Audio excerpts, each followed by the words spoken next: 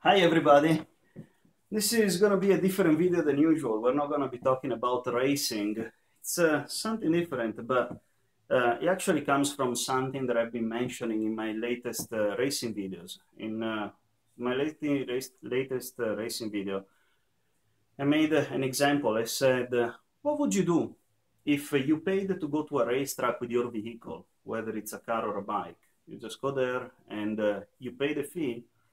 And then when you're getting ready to enter the racetrack, they tell you, wait a minute, you're driving that brand of car or that brand of bike.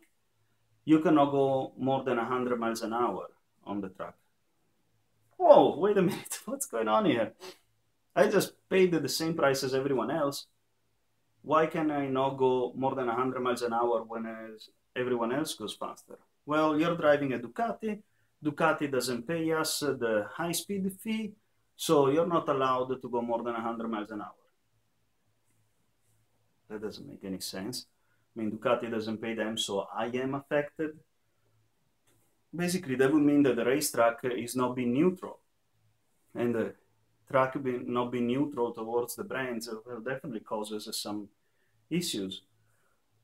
But the same thing applies to the internet with what's called the net neutrality. Net neutrality is the law that says that internet service providers, they cannot slow down your internet connection just because you're going to visit a specific website. So if you pay for a 60 megabit connection, you should be able to get a 60 megabit in any website regardless. But there is a lot of confusion around, and when I made this example, a lot of people started asking me questions, even in the extent of like, hey, but what political party are you for?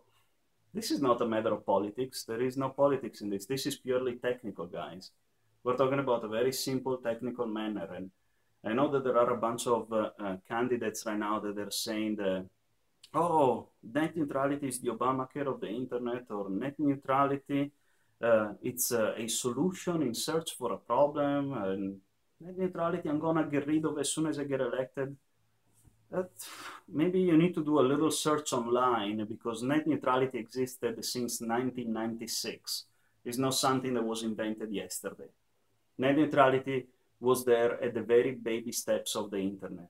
So if we roll back, we look at 1996 when there were dial-up connections. That's when net neutrality was created. And that was to guarantee that whatever speed you were paying for, which back then was pretty slow anyway, you could have gone in any website at the same speed. Eventually, the internet developed, and the internet started becoming accessible through cable. And all of a sudden, those cable TV providers became also cable internet providers, and the speeds of the internet started growing faster and faster and faster. Now you get online with everything. Get online with the TV, with the tablet, and cell phones, anything goes online now. It's great, and thanks to these faster internet connections, you started seeing videos. YouTube came out, billions of videos online.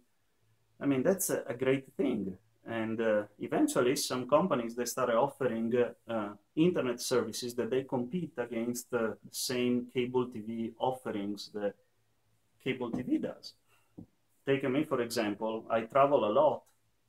I'm rarely at home. There is no point for me to pay for cable TV subscriptions with hundreds of channels when, I'm interested maybe in 10 and I can barely see them. I just pay for an internet TV service like Hulu and Netflix, Amazon Video, and that's it. I watch the stuff that I want whenever I can when I'm home. But definitely this stuff doesn't please cable TV companies, which just like dial-up internet went out of business when cable internet came in the picture. Now cable TV is getting worried that internet TV is going to take them away. And they're trying to fight. And that's when, back in 2014, some cable TV companies, they started a lawsuit. And that's when we lost for the first time net neutrality. It was in 2014, in February of 2014, when we lost net neutrality for the first time since 1996. So net neutrality is not a solution in search of a problem. It's just restoring something that we always had. The result, when we lost net neutrality, was that a lot of subscribers of some cable internet services, they started experiencing very big slowdowns when they were accessing certain websites, specifically Netflix and Amazon Prime Video, which right now they're the most popular internet TV offerings. And, you know, you start accessing Netflix and, oops, you have the little buffering wheel going around. That's frustrating. Eventually, you're going to end up resubscribing to cable TV. That's probably what they're trying to achieve, but that's not good. To make a more of a street legal example, if we want to say it this way, imagine this. Let's imagine that FedEx, the known shipping company, purchases all the toll roads around the United States. And they don't change the price of the toll road. The price remains the same, except for UPS trucks. When a UPS truck shows up at the toll booth, they have to pay triple fee. Now, all of a sudden, UPS is like, okay, what do? I'm going to drive around the toll roads and deliver my packages late, and then I lose all my money because I have to refund my customers? Or I pay the triple fee and charge more to my customers, which more than likely is going to drive customers away to a different company. Basically, then if you do, then if you don't. That's the same with the internet, guys. There is nothing different. It's the same exact thing. I pay to access a certain road. I pay to go on the internet at a certain speed. I pay for a 60 megabit connection. Well, I need to be able to access all the websites at 60 megabits. And the cable companies, they should not be allowed to charge Netflix and Amazon and all those video companies an extra fee to be allowed to go at the same speed as everyone else, just because they compete with them. That's just incredible. It's mind-blowing that there is people that thinks the net neutrality is bad. We always had net neutrality and we need to keep it. Really, because if every website starts to be charged by the cable providers, let's take the example of Netflix. If they start having to pay all the internet providers that there are in the United States, probably your monthly fee will go up to like $20, $25 a month. Would you still keep the subscription to Netflix? Right now we're paying $9 a month. And if you had to pay $25, would you keep it? Probably not. You would cancel and probably would register again with the cable TV, which is ultimately what they want. If you look what's going on in India, they just lost the net neutrality at the beginning of this year. It was on a fight over the cell phone services that they allow internet messaging, like Google Hangout, WhatsApp, Viber, all of those applications that they allow you to exchange messages through the internet. People was using those, they were not using any more text messages. Phone companies got mad. Somehow they managed to get rid of net neutrality. And now, what happens? You go online with your cell phone in India, you try to access WhatsApp, and it tells you, whoops, you need to pay extra $20 a month to access WhatsApp, Skype,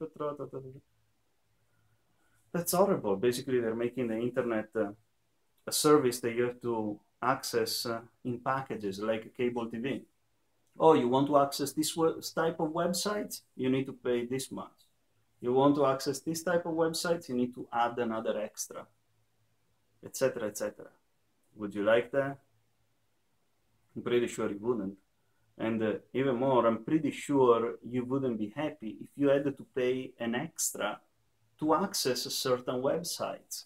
Let's say that, you know, you go buy a car, you go to the dealership, you go buy a car, I don't know, you buy a Ford, and they tell you, oh, sorry, just so you know, if you buy a Ford and you're driving to Chicago, you have to go at 50 miles an hour. You cannot go at 70. You're not allowed to. But don't worry, if you pay us an additional $2,000 on the car price, you're allowed to go to New York at 90 miles an hour. It doesn't even make sense. I mean, the speed limit is supposed to be the same for everybody, regardless of the cars. I mean, literally, would you buy a car that you like? Let's say that there is a car that you like. Would you go and buy it if you knew that you're allowed to go only 50 miles an hour on the interstates with that car? More than likely not. Now, let's say that for some reason the car brand is competing against the toll roads. And the toll roads, they charge this car brand a huge amount. Would you be willing to pay an additional $5,000 to drive the car so that it can drive at the same speed as everyone else? Pretty sure you wouldn't. You see, this is the problem of net neutrality. It's basically our freedom of speech in the internet. It's modern freedom of speech. And it's an extremely important right that we shouldn't lose. I mean, imagine this. You create a website on the internet. You put it online, but just about nobody can see it. So then Comcast tells you, hey, do you want my customers to be able to access your website? Yes, please. Okay, give me $1,000. So you pay $1,000 to Comcast. Now all Comcast customers can access your website. But guess what? Time Warner Cable customers, they can't. So you go to Time Warner Cable, hey, how much do you want to allow your customers to see my website? Another $1,000. Who's next? Oh, Spectrum, Charter. There you go, another $1,000. If you have to do this for all the internet providers around the world, you're going to spend millions just to put a web page online. Ultimately, if you spend all those money to do an internet page, are you going to give it for free? Are you going to allow people to see the page for free, or are you going to put it up for a payment? Because let me tell you, if YouTube starts having to pay all these internet providers, more than likely it's going to charge me to upload a video. And if they charge me to upload a video, well, I'm not going to put the video up for free. You would have to pay at least $1 to access it. And I'm pretty sure if you had to pay $1 to watch me talking in a hotel room in front of some stuff, you wouldn't be paying for it. And that's what net neutrality is preventing. Net neutrality does not allow this type of stuff from happening. And that's why we needed to keep it. It's an important thing, and it's horrible that there is some people that they don't understand how net neutrality works and how important it is in our everyday lives. So try to do a search on the internet. Try to search net neutrality and find some documentation, or maybe search net neutrality India and see what's happening in those countries where they lost net neutrality. And remember, you know, we're in the country of freedom. This is the United States of America. So losing net neutrality would be losing a really big freedom. See ya. Ciao.